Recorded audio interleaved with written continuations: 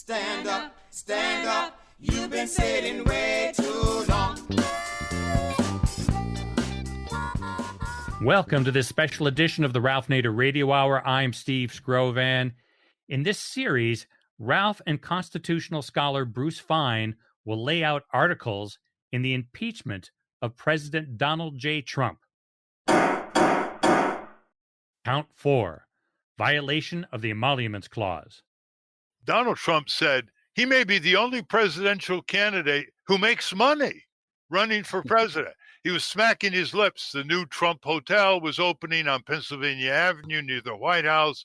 All kinds of government around the world that wanted to cater to his favor would reserve rooms and have dinners there, as well as his other hotels in the U.S. and other foreign countries.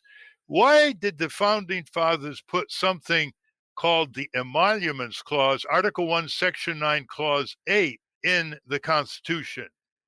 Well, the history of British kings and queens had shown that they could easily be corrupted in their defense of national interest by foreigners giving them money, giving them special privileges, or otherwise fighting certain wars for them that they didn't want to undertake directly.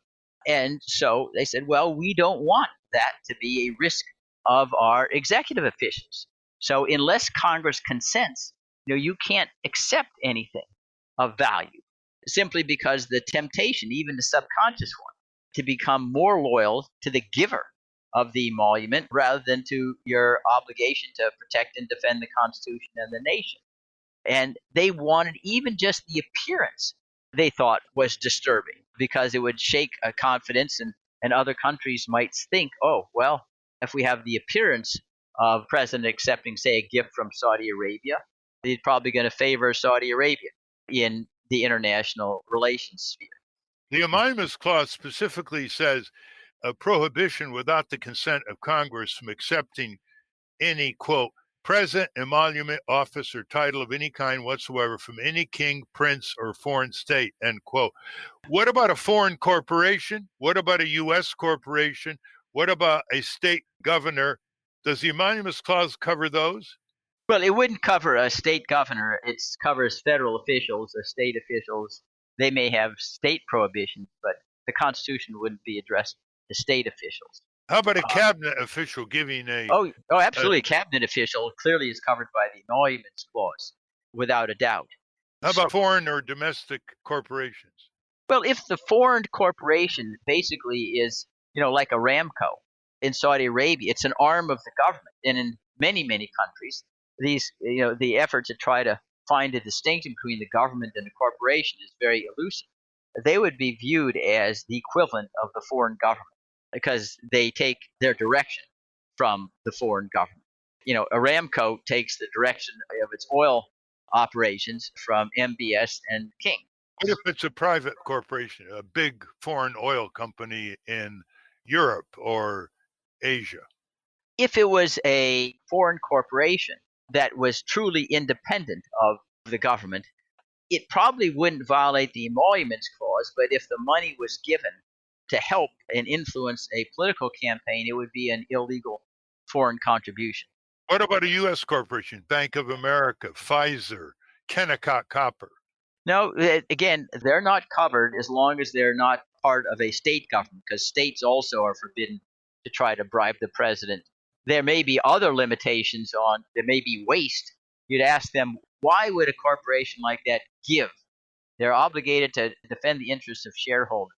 Why would they make a gift to the president unless the famous words, unless there was a quid pro quo? Well, what's in it for us?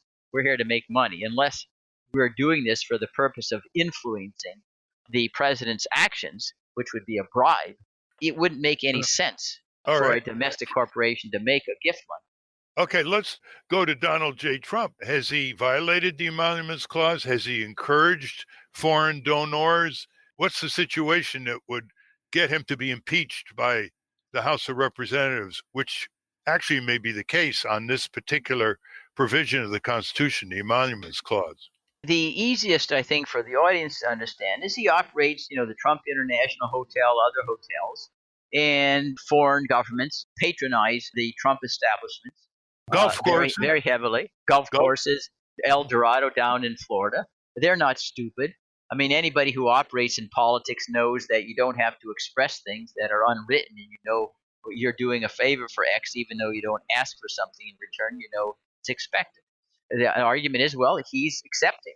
He's getting these huge amounts of hotel payments, golf course payments from foreign governments, and Congress hasn't authorized him to accept it. His argument is, well, I'm going to give the profits to charity, but that still can be a benefit. It helps his brand if he gives to charity. Or that the Emoluments Clause doesn't apply to so-called arm's length relationships. The latter is elusive because, if you can spend limitless amounts in a hotel well above your needs, who knows what the standard rate is for these opulent hotels. I was just in New York recently, Ralph, and there was one hotel operating off of Central Park. It was charging $50,000 for one night. So it's easy to pay above a market rate, if you will, and make a gift on that score, even if it wasn't an emolument if you paid market rate. But he's not prevailed on that score so far. The issue, again, has been one of standing, who has authority to bring the case to court. But I don't think that Congress needs to go to court on this. It's obvious that there was a relatively painless way in which Trump would not be pauperized and continue in office by simply putting his assets in a blind trust.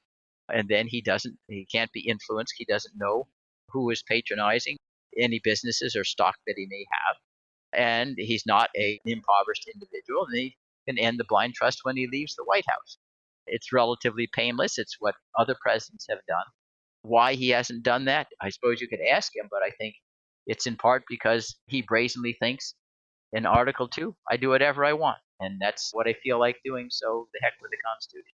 And Bruce Fein, does the Emoluments Clause apply to his family, to his relatives, nephews, children, daughters, sons? Where is the line drawn?